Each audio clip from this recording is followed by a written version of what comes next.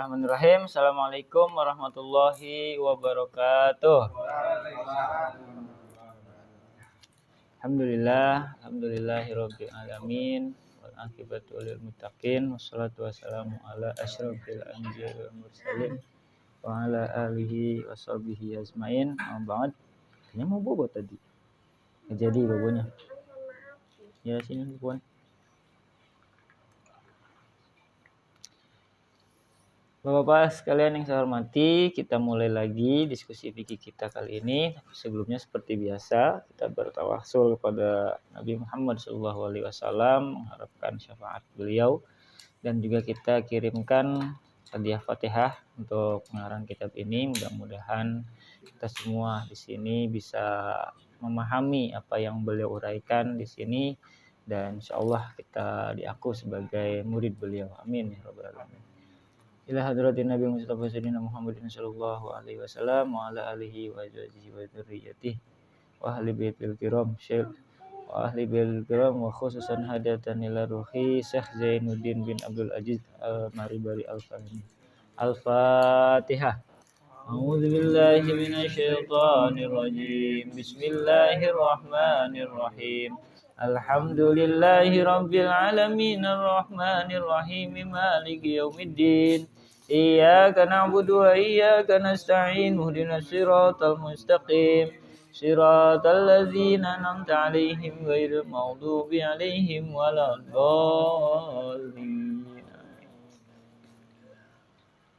Kemarin kita sudah sampai ke bab sholat Jumat. Kita sudah masuk ke syarat wajib Jumat. Syarat wajib di sini maksudnya siapapun yang memenuhi syarat-syarat ini, maka dia kewajiban untuk melaksanakan sholat Jumat.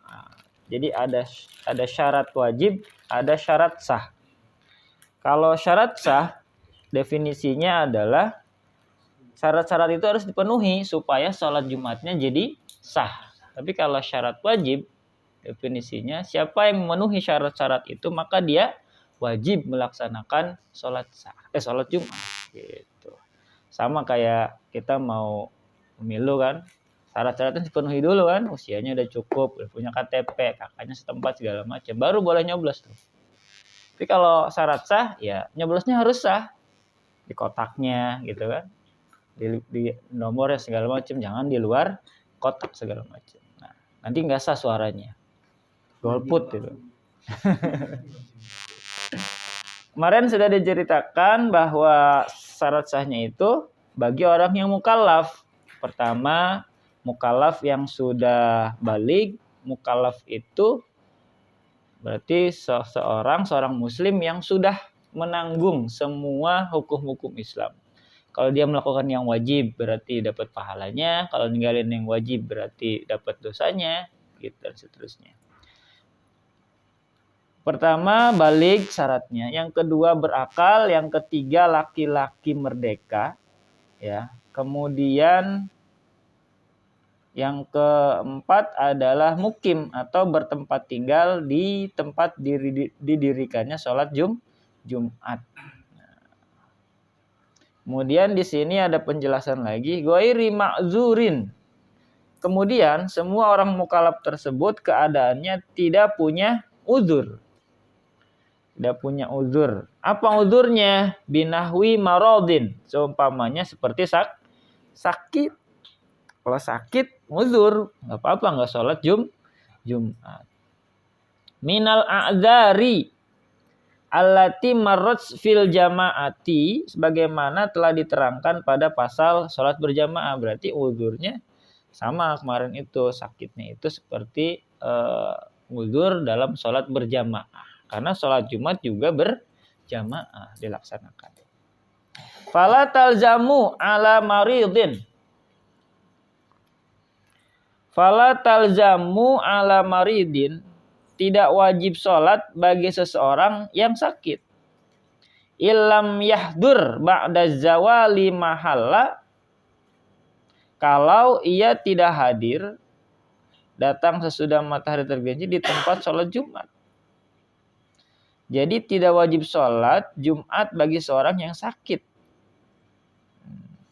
sah sholat Jumat dengan dihadiri oleh orang yang beruzur Jumat. Sekalipun jamaahnya ada yang uzur, misalkan lagi sakit, tapi dia tetap maksain sholat Jumat, tetap sholat Jumatnya sah. Sekalipun jamaahnya ada yang kategorinya uzur. Sakit-sakit dia masih tetap sholat Jumat. Gak apa-apa kalau dia kuat ya. Sekalipun nggak sholat, nggak jadi masalah. Wa tajibu ala mukimin. Wajib sholat Jumat bagi orang yang bermukim, punya rumah di sekitar masjid itu. Bimahali iqamatiha, di tempat didirikannya Jumat. Ghairu mutawatti'in, bukan orang yang mustautin. Depannya sedotannya mana?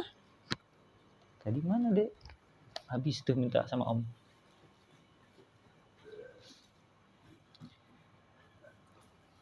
Ghairu mutawatti'in, bukan orang mutawati, menetap di sana. Jadi ada mukimin, ada mutawatti'in. Kaman aqama bi mahali Jumat arba'ata ayam fa aksara wa huwa ala azmil audi ila watanihi walau ba'da muddatin tawilatin.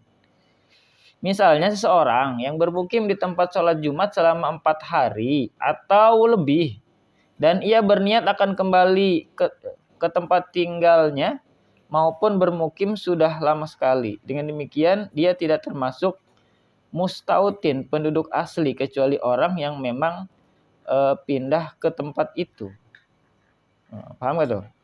Wajib sholat Jumat bagi orang yang bermukim di tempat didirikannya Jumat, bukan orang yang mustautin. Jadi untuk orang yang cuma apa istilahnya nginep saja, walaupun nginepnya lama di situ, lebih dari tiga hari. Kita kan kalau bepergian boleh tuh sholat itu mendapatkan keringanan, ya, dijama, dikosor kalau belum lewat dari tiga hari. Maka sholat Jumat nggak berlaku tuh, walaupun dia di situ nginepnya misalkan lebih dari 3 hari, 4 hari di sini, tapi dia rumahnya bukan di situ, ada kemungkinan untuk balik lagi ke kampungnya, maka dia tidak termasuk mukimin. Artinya ketika sholat Jumat tidak masuk hitungan jamaah yang tetap. Wa ala mukimin mutawatti'in bimahali yusmanu minhun nida'u wa la yablugu ahluhu arba'ina fatalzamuhul jumu'ah.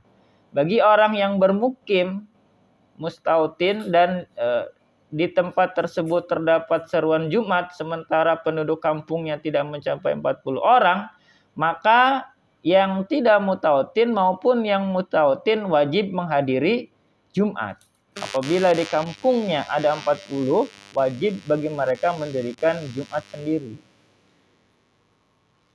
Misalkan satu kampung, satu perumahan yang mukimnya 30, yang mustautinnya, mustautin itu mungkin kalau di kita kayak ngontrak kali ya. Mustautinnya 40, nah kalau digabung mustautinnya 10, maka kalau digabung kan 40 tuh. Nah, ketika adanya cuma segitu, sholat Jumat sah nggak? Sah, tetap didirikan. Tapi kalau yang mukimnya lebih dari 40, yaitu boleh kita melaksanakan sholat Jumat sendiri tanpa yang ngontrak tadi, tanpa yang mustautin tadi. Gitu. Nabi Muhammad SAW bersabda, al-jumu'ah ala man sami'an nida. Sholat Jumat itu diwajibkan bagi orang yang mendengar seruan, yang mendengar suara azan, atau yang mendengar suara petugas DKM yang ngumumin bahwa hari itu hari Jumat. Biasanya kalau di kampung-kampung tuh jam 11 sudah kedengeran, atau setengah 12 lah. Pertanda bahwa hari itu hari Jumat, seruannya untuk segera istirahat dari aktivitasnya sehari-hari.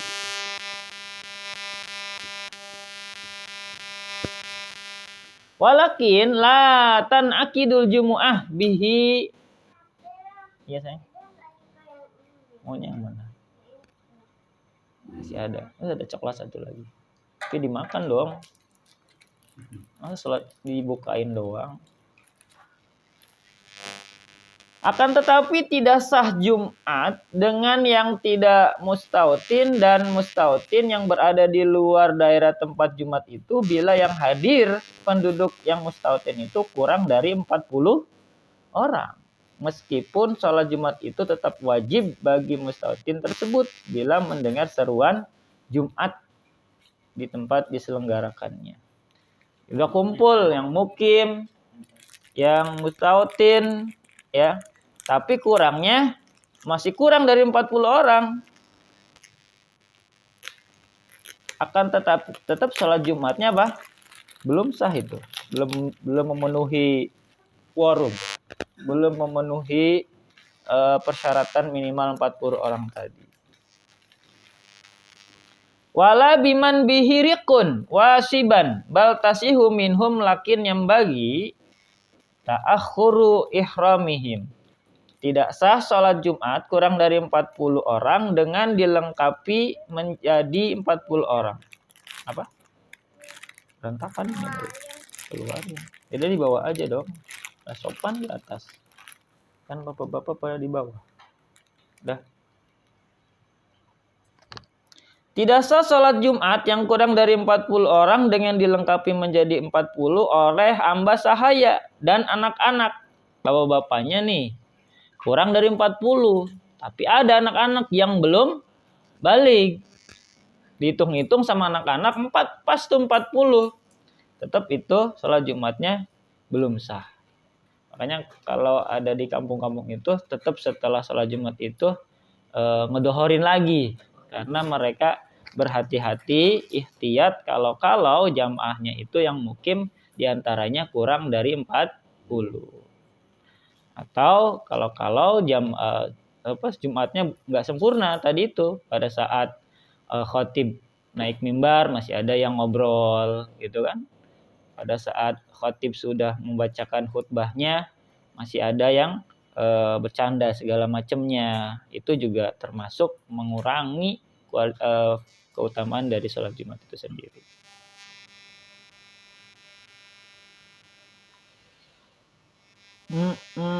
An ihrami arba'in mimman ta'anqidu bihil jum'atu ala masytaratuhu jam'un muhakkikun wa in khalafa fihi katsirun.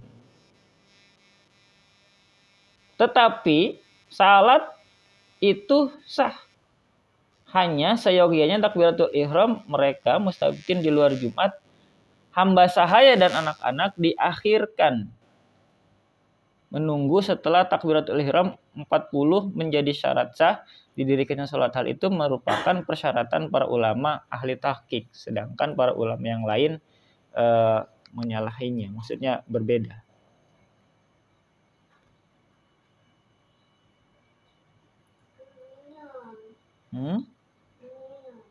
Apa? Kemudian syarat sah sholat Jumat yang berikutnya. Wa syurita li sihhatil jumu'ati.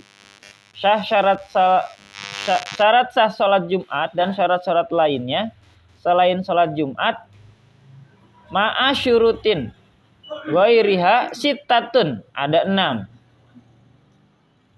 Pertama, wuku'uha jama'atan, dilaksanakan secara berjamaah. Biniyati imamatin, dengan niat menjadi imam bagi imam.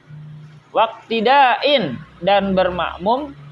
Muqtaronatan bitaharrumi fi raqatil ula. Dan niat makmum bagi makmum disertakan atau dibarengkan pada saat takbiratul ihram. Taruh aja di sini.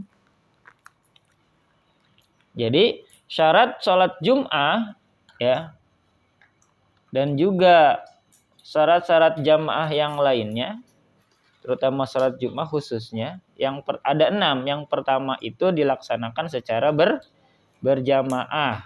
Tadi si imamnya niat menjadi imam.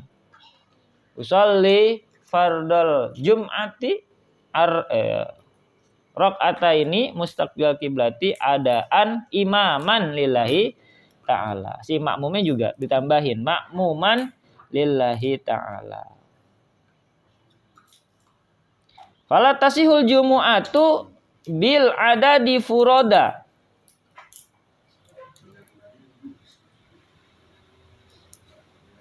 Tidak sah sholat Jumat dengan bilangan 40 orang, tapi dikerjakan secara munfarid. Ini ada 40 orang, tapi sholatnya sendiri-sendiri, munfarid. Tetap tidak sah, walaupun di masjid itu ada 40 orang. Syaratnya harus satu sama lain saling mengikatkan diri. Ada satu yang jadi imam, lainnya jadi makmumnya. Berjamaah, itu syarat yang pertama. Ya, silakan. Kalau di daerah saya itu 12 orang bisa loh, Pak. Ya. Nggak harus 40 itu gimana, Pak? Nah, Iyalah ya.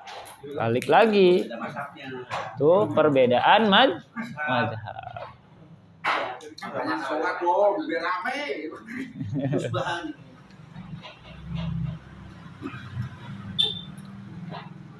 Karena kan Tapi bisa jadi kalau penduduknya cuma segitu gitu, bagi-bagi lagi. Jadi ceritanya gini, Pak. Di tahun 70-an itu 100% Islam. Tahun 80-an udah tinggal 60%. Sekarang tinggal 15%. Innalillahi.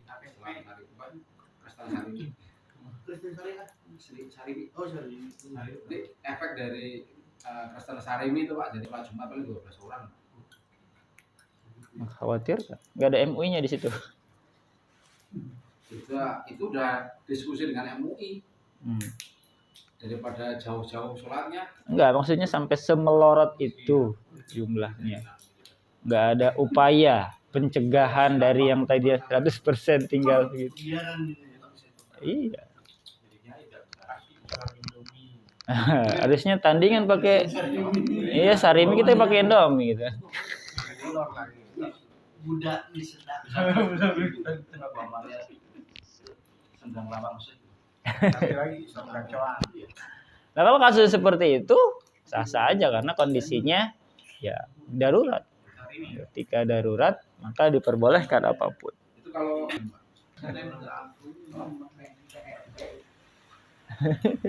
itu bisa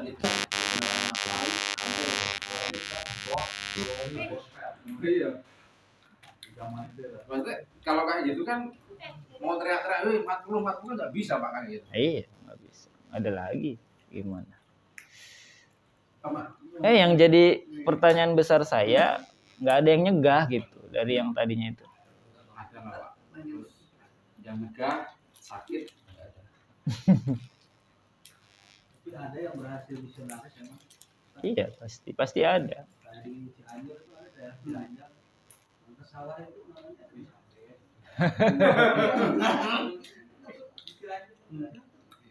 satu kampung itu pendamping kan muslim. Dan singgung Petrus juga dulu misionarisnya dulu. Itu 80 bulan gitu. Masih ingat. Iya. Bagaimana tuh dari gospel bagaimana cara menyampaikannya? Kena jebakan Kristen gitu ya. Jadi awalnya itu dulu kekeringan, terus dibantu. Kalau dibantu. Sarimi pakai Sarimi. Pakai Sarimi. Intinya lebih ke tembakau. Intinya gini. Jadi pastikan ya kalau Islam ke Kristen ekonomi pasti ya. Pasti. Kalau Kristen ke Islam pasti orang bergas gitu ya. Kasus Cianjur ya. Maksudnya itu kan dulu kan pas awal-awal juga ada sama si SMP juga teriak-teriak 40 nggak sah, 40 nggak sah, kita ngeceng-ngeceng gitu. Tapi kok lama-lama susah ngeceng kan nggak mungkin ngeceng itu juga, Pak, sama masyarakat di situ tuh loh.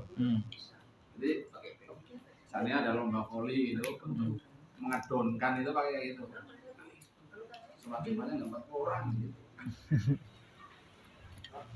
Miris sih sebenarnya ya. Mungkin lebih ke apa ya? Ketika mereka kelaparan, terus ada uluran tangan itu, ada rasa punya utang budi. Nah, bisa jadi kayak gitu. Ada keterikatan itu. Pas kebenaran yang nolongnya beda keyakinan gitu kan. Entahlah motifnya apa di situ. Tapi miris aja dengernya.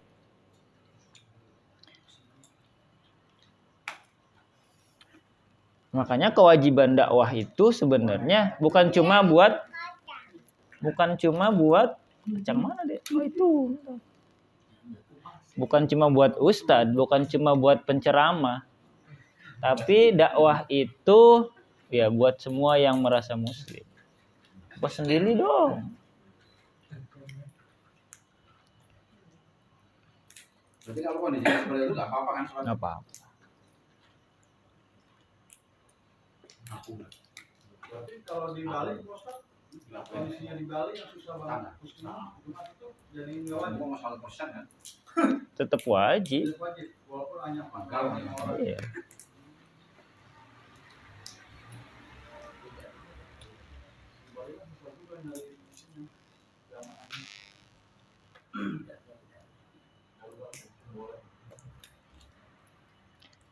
Lanjut dulu ya. Falau sholal imamu bi arba'in rok'atan summa ahdasa fa'atamma kullun minhum rok'atan wahidatan. Apabila imam dan 40 orang makmum tadi sholat pada rakaat pertama, kemudian sedang sholat imamnya berhadas, misalkan buang angin. Gimana tuh? Maka semua makmum harus menyempurnakan 1 rakaat lagi. Atau tidak berhadas awalam yuhdis bal faraquhu fi tsaniyah. Atau enggak berhadas, hanya makmum-makmum itu pada mufaraqah tuh di rakaat kedua. Mufaraqah dalam hatinya gitu kan. Gimana tuh? Wa atammu munfaridina ajza'at humul jumu'ah. Dan mereka menyempurnakan sholat Jumatnya secara munfarid. Cara demikian itu cukup bagi mereka, maka sholat Jumatnya sah. Jadi ada 2 kemungkinan nih. Yang pertama, lagi sholat berjamaah, kemudian makmumnya di tengah-tengah itu punya hadas, misalkan kentut. Nggak ada makmumnya kan, nggak ada imamnya kan? Ya, solusinya maka jamaah ini sisanya ya sempurnakan sholat sampai 2 rakaat. Atau ada 1 orang yang menggantikan si imam tadi. Kasus yang kedua, imam makmum 40. Rakaat pertama lengkap tuh, semuanya ikut imam. Tapi di rakaat kedua, masing-masing mufaraqah dalam hatinya. Jadi sholatnya nggak berjamaah lagi, tapi sendiri. Itu gimana? Sah nggak sholatnya? Nah, di sini keterangannya sah, nggak apa-apa. Yang penting salah satu dari rakaat itu berjamaah. Tangkap nggak? Jadi kasus yang pertama tadi nggak berjamaah gara-gara imamnya berhadas, ya. Karena mungkin sungkan, nggak ada lagi yang mau gantiin atau gimana, atau nggak paham gitu kan. Kasus yang kedua, imamnya yang mundur dari koalisi. Oh, jadi ke situ sih. Masing-masing berdiri sendiri tuh, munfarid. Ya.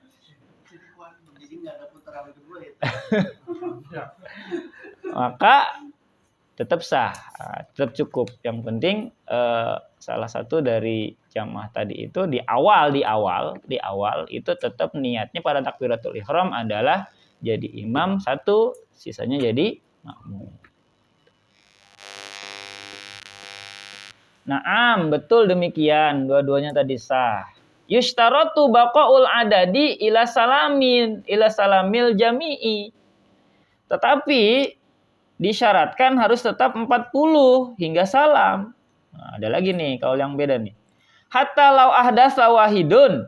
Apabila salah seorang dari 40 itu punya hadas minal arba'in qabla salami, sebelum salam, walau ba'da salam, walaupun yang lainnya sudah bersalam, an adamu minhum batalat jumu'atu kulli, maka batal semua salatnya. Wah, bahaya nih kalau yang ini nih. Bisa jamaah. Syarat kalau yang kedua ya harus 40 bareng semua. Kalau dari jamaah itu salah satu saja ada yang punya hadas, ya. Walaupun yang lain udah salam, dia pas salam kentut. Wah, udah bubar tuh, harus diulang lagi sholat Jumatnya. Ya. Nah, itu ada dua pendapat seperti itu. Tapi mendingan nggak tahu ya Pak. Mendingan nggak tahu. Pokoknya nggak tahu aman. Tapi ada yang bilang dosanya double juga. Tahu juga. Pertama Nggak tahu. nggak nyari tahu, ya. Emang jadi orang bodoh itu banyak dimakfunya. Tapi satu kaul lagi dosanya double juga. Kenapa? Karena dosa nggak mau nyari tahunya itu. Membiarkan ketidaktahuan itu juga dosa. Ya. Sampai menanas. Nah, makanya solusi dari ustadz-ustadz kampung kita itu dengan mengadakan duhur lagi itu cerdas menurut saya. Karena menghindari kehati-hatian ikhtiyat itu tadi.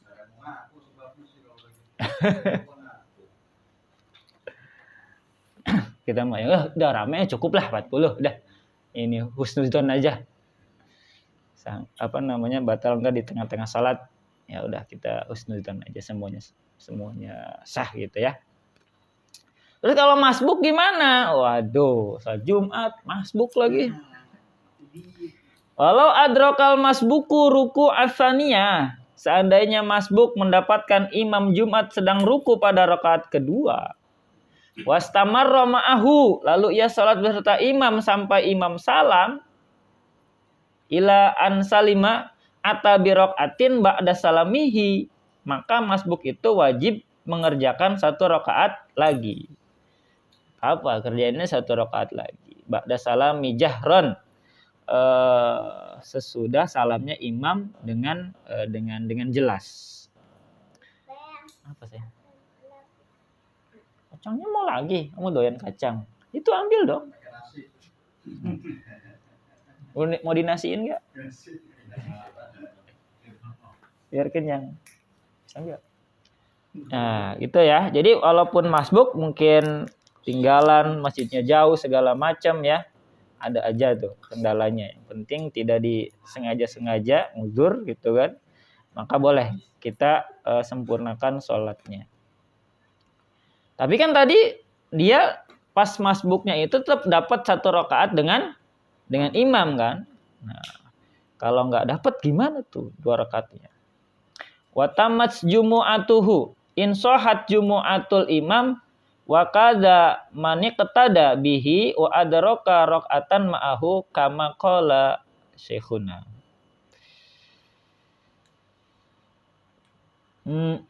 Dengan demikian selesailah Jumatnya. Kalau sholat imamnya itu sah, maka dia juga sah. Demikian pula sah sholat Jumat orang yang bermakmum kepada masbuk, sekalipun hanya menemukan satu rakaat bersamanya. Demikian pula sah Jumat seseorang yang bermakmum kepada masbuk. Nah, ternyata bukan cuma dia yang ketinggalan. Ada lagi satu kelompok. Pas nyampe situ yang lain udah pada bubar gitu kan. Ada tuh satu orang yang masih masbuk. Kita imam ke dia aja. Gimana tuh? Nah, masbuk yang kedua kepada masbuk yang pertama pada ruku rakaat yang kedua sebagaimana menurut syekhuna. Enggak apa-apa, sah juga gitu.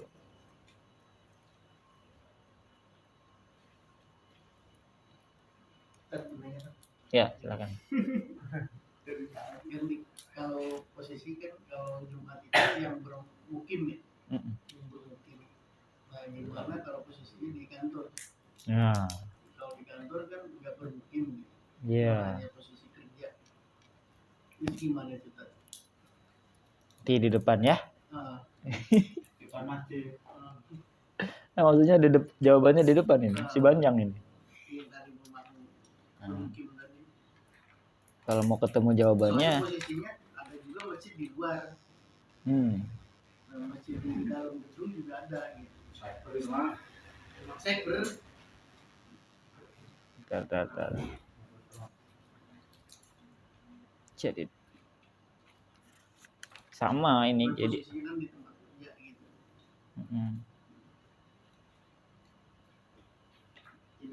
kan ke yang ada 40 orang gitu bisa melakukan di mana aja gitu. Posisinya sama nggak kayak gitu?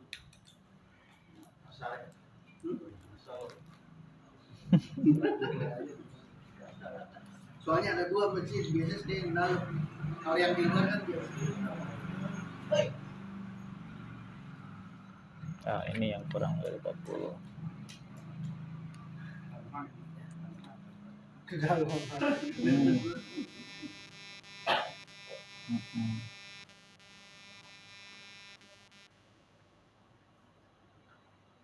Wah, di sini keterangannya mukim semua nih. Bentar, Mungkin saya silakan sharing aja. mirip-mirip sih. Ini kan contohnya di sini. Di sini kan boleh dibilang ada yang sebagian rumah kedua gitu Pak. Ya. Ada yang mungkin belum pindah lah dan macam-macam gitu. Apakah kita ini yang belum menetap di sini, maksudnya dalam arti pindah Pak? Kita masih punya yang satunya nih katanya. Itu apakah sudah termasuk mukim atau enggak? Nah, itu balik lagi ke yang tadi itu. Kalau di sininya, kalau yang di sininya tetap ada yang mukim asli rumah pertama, ditambah sama yang kayak gitu, rumahnya 40 itu masih sah. Tadi itu. Terus kondisi kedua adalah mungkin yang kontrak gitu loh Pak ya. Kontrak terus KTP-nya udah pindah di situ gitu loh Pak. Nah, maksudnya kalau posisinya ini kita di daerah terpencil kan, atau di daerah yang minoritas sih. Kita kos di situ Pak, tapi mungkin udah berkeluarga dan macam-macam. Apakah itu termasuk udah menetap Pak? Kos. Tadi kan kalau dijelaskan tadi kan kalau dia apa tadi bukan mukim, kemudian dia lebih dari 4 hari di situ, itu termasuk istilahnya tadi apa? Mustautin. Nah, itu mustautin itu sebenarnya kayak orang kontrak. Semi mukim. Kan ada safar, ada mustautin, ada mukim tuh. Ada 3 kategori jamaah atau orang yang menetap di satu wilayah. Nah, kalau yang musafir kan dia nggak wajib. Tapi kalau yang mustautin sama yang mukim tadi, kalau digabung jumlahnya 40 udah mencukupi. Termasuk hitungan ya? Iya, termasuk itu. Intinya berarti 40.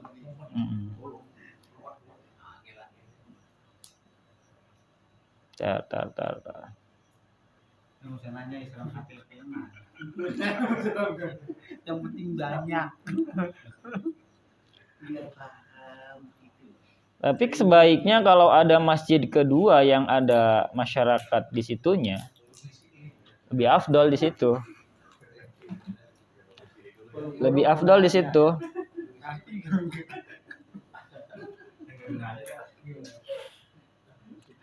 Nah, di sini keterangannya pada waktu lohor.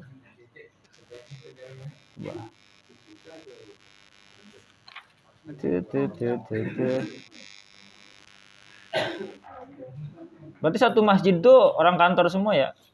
Iya betul.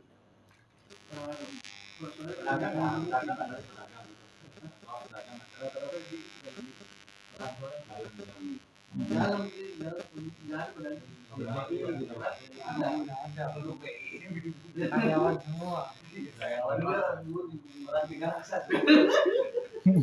kan kita 12 jam di kantor Pak. 24. Ada 24 jam. Berarti yang di sini nggak sanggup. Yang di sono. Yang di sini nggak sanggup. Mau baju. Sisanya KTP gimana? Yang ngomong KTP implikasi. Soalnya ada 2 Jadi jadi 12 jam itu mana jadinya? pakai yang di dalam gedung apa yang di luar. Di luar gedung itu milik warga masih biasa. Afdolnya kalau mazhab Syafi'i yang di luar itu. Di luar. Karena kita berbaur sama yang mukimnya gitu. Bermukim. Nah, mungkin Itu bermukim banyak yang ngontrak sih sebenarnya. Nggak jadi masalah. Tadi hitungannya yang mustautin tadi. Termasuk. Iya. Mungkin di madzhab yang lain ada keterangan yang berbeda gitu. Tapi pembahasan di sini kan fokus ke madzhab Syafi'iyah, salah satunya syaratnya ada mukim tadi, artinya ada warga setempat gitu. Walaupun tidak full 40 orang, tapi kalau gabung sama mustautin tadi yang kontrak itu masih bisa dihitung 40. Masalahnya sebagai tahunya gitu. Soalnya masjidnya kan ada dua yang di dalam gedung sama yang di luar gedung. Iya. Saya biasa yang di dalam Emang lu di sana ngontrak bukan gedein di luar, saya mau ngikutin yang mana nih, bukan gedein di luar. Tapi kalau darurat misalkan ngikut yang di luar, takut keburu habis waktunya segala macam, nggak jadi masalah juga sebenarnya. Pakai hukumnya balik lagi ke darurat tadi gitu. Enggak. Gojek modal apa mungkin gojek. Saya kos-kosan doang. Oh iya. Kos-kosan doang. Sebenarnya hampir sama dengan sholat Jumat di sekolah-sekolah. Iya benar-benar. Nah, itu kan siswa itu kan pulang pergi kan? Dia pulang pergi. Ketika mengadakan sholat Jumat itu, harusnya masjidnya open. Artinya menerima warga sekitar untuk sholat. Baru. Saya numpang ke warga. Tapi kalau kondisinya, nih anak-anak kalau Jumat dilepas, khawatir bentrok, gitu kan? Tawuran. Nah, khawatir bentrok, budaya tawuran kan dulu ini banget ya. Maka ada kedaruratan di situ. Maka nggak jadi masalah sholat di musola sekolah. Pakainya. Tapi udah warga sekitar gitu. Enggak. Tadi kalau jadi masjid sekolah itu sebenarnya ada dua, ada yang open, ada yang undang, ada yang eksklusif untuk warga sekolahnya aja gitu. Oh iya. Kayak gitu. Buat sekolah. Tadi tuh dalilnya pakai yang darurat aja. Tapi mungkin di mazhab yang lain saya belum pernah baca membolehkan juga. Mungkin definisi mukimnya mungkin mereka mukim itu bukan cuma yang punya rumah di situ dan menetap, tapi yang setiap hari ke tempat itu juga bisa dikatakan mukim gitu. Nah, definisi mukimnya nih bisa jadi ada perbedaan di mazhab yang lain. Nanti kita sama-sama cari tahu. Gitu, Pak Erik. Masih di PSSI kan, Pak Erik? Hah? Masih di PSSI? Oh masih. Mau keluar. Kemudian syarat yang pertama tadi lakukan secara berjamaah 40 orang.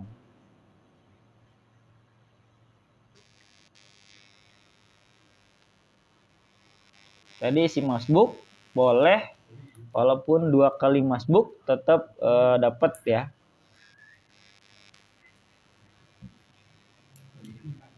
Wa tajibu ala man jaa ba'da ruku'is tsaniyah niyatul jumu'ati.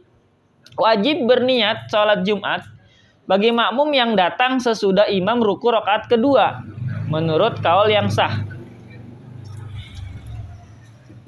Wa in kanatiz zuhru, walaupun sholat zuhur adalah yang wajib baginya, yakni praktiknya dia harus sholat zuhur dengan niat sholat Jumat. Nah, kalau masbuknya pada saat rakaat kedua gimana?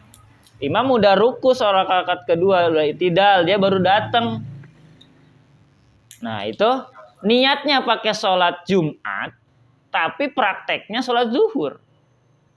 Jadi harus 4 rakaat. Tuh. Ya. Yang lagi nih. Jadi ketika kita masbuk, nah namanya manusia mungkin ketiduran atau apa kan? Kita nggak mungkin aja itu kejadian ketiduran atau segala macam.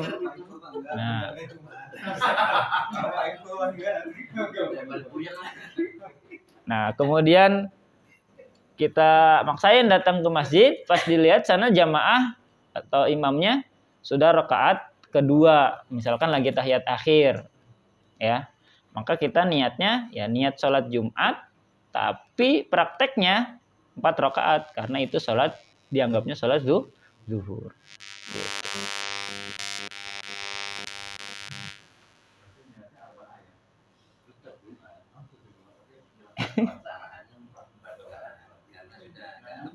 Kan itu karena kita terlambat. Itu kalau di sini kan terlambat 2 kali 4 Pak. Tapi kalau yang saya pernah ngaji itu 1 tuh nambah 3, jadinya pokoknya nambah 3 Pak.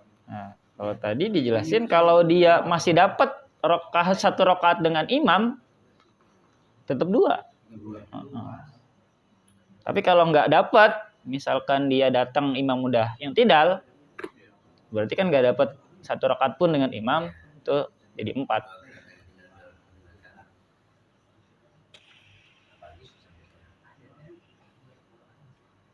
Wa in kanati zuhru hiya lazimah lahu wa qila tajuzu niyatu zuhri wa afta bihi al-Bulkiyani wa atal al-kalami fi.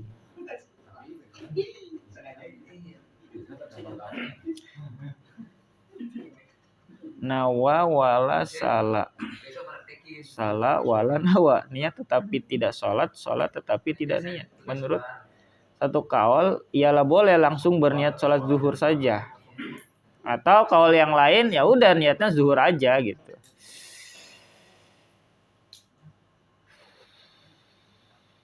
Jadi ada 2 kaul nih, boleh niatnya sholat Jumat tapi prakteknya sholat zuhur, atau kita langsung niat sholat zuhur. Yang lebih utama yang mana Pak?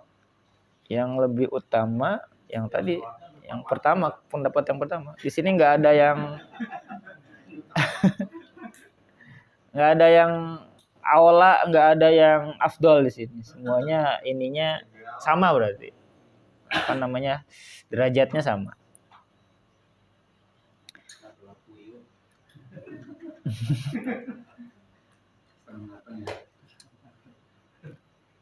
Wasaniha, yang kedua syarat sahnya sholat Jumat, wuku'uha bi arba'in, dilaksanakan oleh 40 orang, mimman tan'aqidu bihimul jumu'ah, yang terdiri dari atas orang-orang yang dianggap sah melaksanakan sholat Jumat tadi, yang sudah wajib tadi tuh.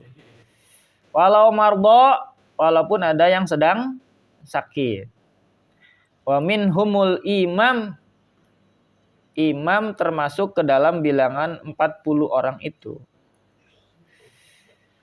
Jadi 1 imam dan 39 jamaah.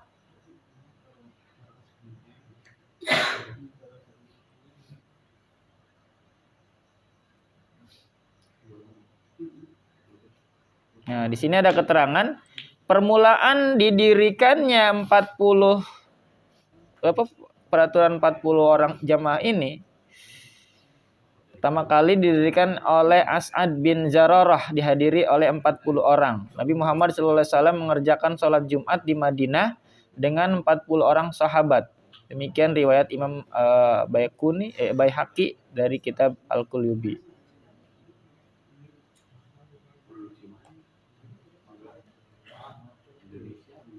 Nah, di sini beda nih.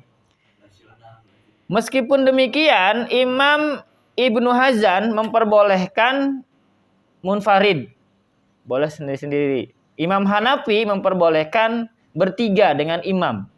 Imam Malik memperbolehkan ber-12. Dan kaul qadim Imam Syafi'i memperbolehkan dengan 4 orang.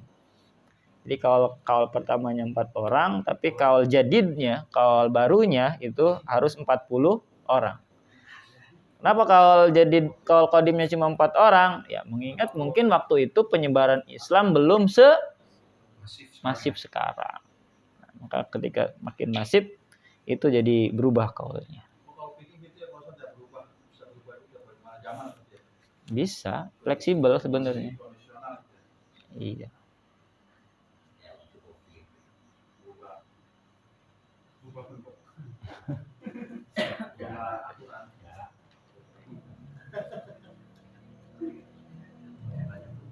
Sampai di sini ada pertanyaan? Bosan kalau ini saya dengan saya karena kalau lagi sholat suka ngebatin mulu nih. Tapi saya banyak gerak. Wah, sholat gerak mulu itu mana bosan sama saya? Hah? Kenapa yang dibatinin? Kan sholatnya orang gerak. Nah, disitulah perlunya latihan khusyuk. Untung khusyuk bukan syarat sah sholat. Coba jadi syarat sah, nggak sah-sah gitu.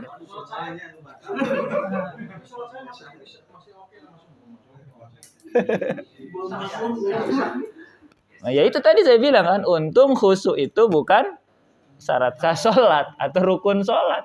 Coba kalau ada yang bilang syarat sah atau rukun, udah nggak ada yang sah sholat.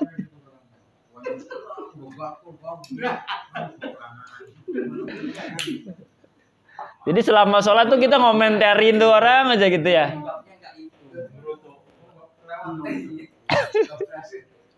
Kalau gatel mau ujur kan gimana gatel gitu. Ya, ada tata-tata yang tiga gerakan.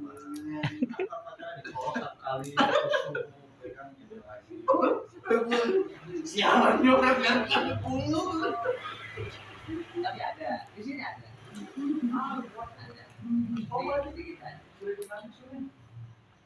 Intinya kan ketika kita sholat berjamaah, pertama ya melatih fokus kita. Maksudnya ya kita kan sholatnya menghadap Allah. Dalam artian ya biasainlah khusyuk gitu. Kalau di sekitar ada yang dirasa kurang pas, ya nanti diingetinnya ketika kita sudah selesai sholat. Jangan ngurangin kualitas sholat kita gitu hanya karena itu.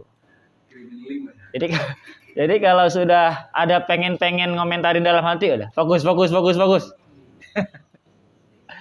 Nanti beres sholat baru kita ngajak ngopi. Nah di situ enak sambil ngebenerinnya. Siapa yang bayar nih? Yang diajak lah. Yang lu. Saya Ini ngobrol yuk. bahkan sapi sarung tuh. Wah, PHS.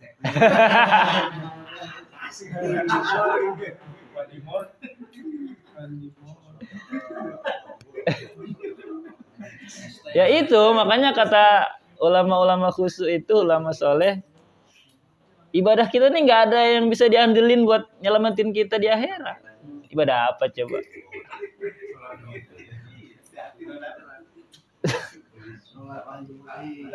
PHS kan supaya caleg.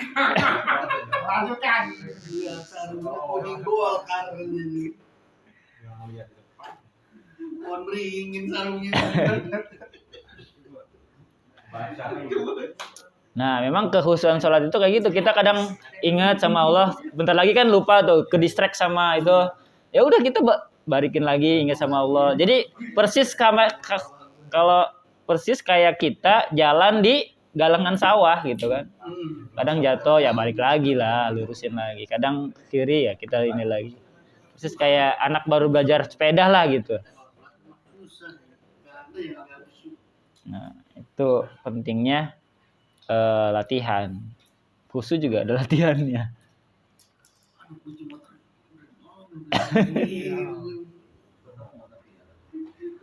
Pas sholat mah inget ya?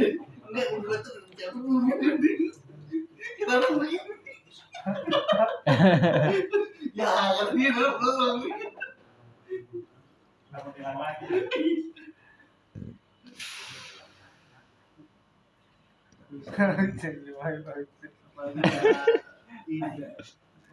Suaranya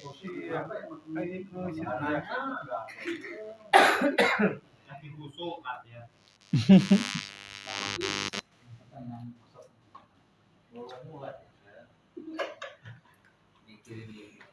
Pelantikan gue sama PS ini. Bansos nggak nyampe.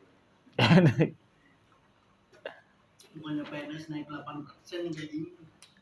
Lanjut apa cukup? Nah, cukup ya. Banyakan takut nggak kemakan. Ya itu banyak referensi nantinya, banyak referensi. Tinggal balik lagi dari kaul-kaul itu kita yakinnya ke yang mana, kita mau pakai yang mana gitu. Yang penting semua punya rujukan, punya dasarnya masing-masing. Wong ya.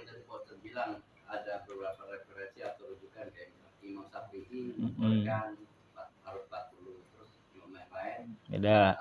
kurang dari 40, terus yang lain itu tidak mencampurkan mazhab kalau kayak gitu. Kondisinya kalau pakai mazhab Syafi'i ujung-ujungnya kita jadi nggak sholat kan Berarti lebih baik sholat. patahkan dong kalau yang misalkan mengatakan mencampurkan mazhab itu haram. Yang menghancurkan mazhab yang ada yang haram. Yang haram itu yang nyari enaknya doang. Paham nggak? Wudunya pakai Syafi'i, pembatalannya pengen Maliki. Nah itu kan darurat tadi itu Mas. Tapi kalau kondisinya tidak memungkinkan kita ajak dengan satu mazhab, ya boleh kita konversi mazhab. Misalkan kayak tawaf. Kalau kita pakai Syafi'i, nggak selesai-selesai. Batal lagi.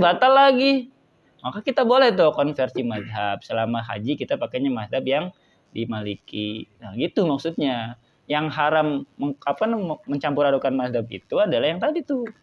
Wudunya Syafi'i aja, yang gampang. Tapi pembatalannya pengen Maliki. Nah, yang kayak gitu yang nggak boleh. Tapi kalau kondisinya darurat tadi boleh.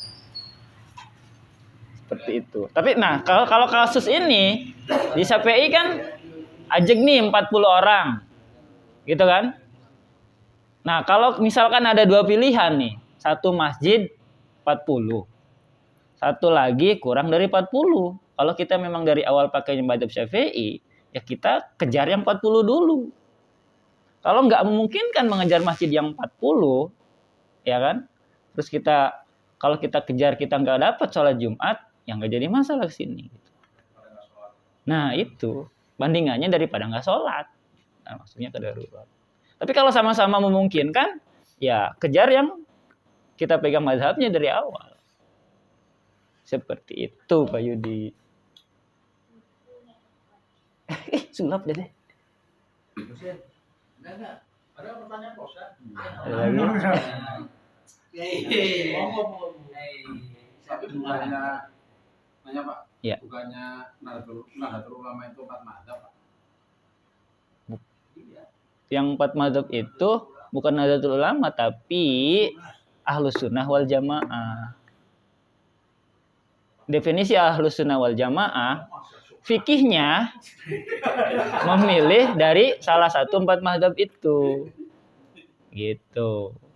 Kalau NU kan itu cuma organisasi aja gitu. Prakteknya kan walaupun NU bisa aja dia pakai mazhab yang lain kayak gitu.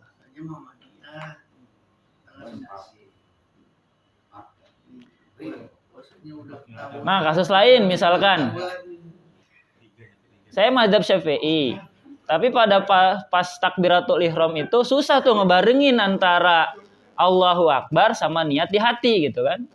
Udah dicoba berkali-kali nggak bisa. Udah khawatir kalau tetap pakai itu nggak jadi nih sholat. Nah, maka boleh tuh keyakinan dalam arti pakai mazhab yang lain yang membolehkan. Tapi terus berusaha pakai belajar mazhab Syafi'i. Nah, berarti beliau memegang teguh mazhab Syafi'inya itu. Yang nggak jadi masalah juga.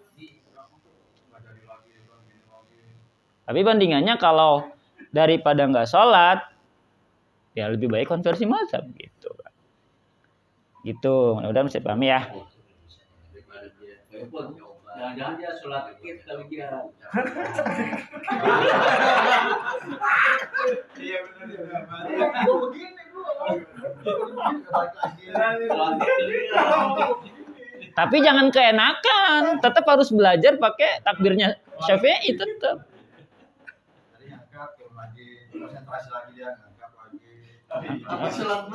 Kalau mau ya semuanya pakai mazhab yang Maliki misalkan. Biar satu paket. Iya sih. Hah? Enggak ada gurunya Maliki di sini. Ada. Ini Maliki. Dinas Maliki. Begitu. Makanya ada kaul kan? Ikhtilaful ulama rahmah. Perbedaan pendapat dari para ulama itu adalah rahmah. Artinya kalau kita mentok dari satu pendapat, boleh kita pakai referensi yang lain. Gitu. Yang penting semua ada dasarnya.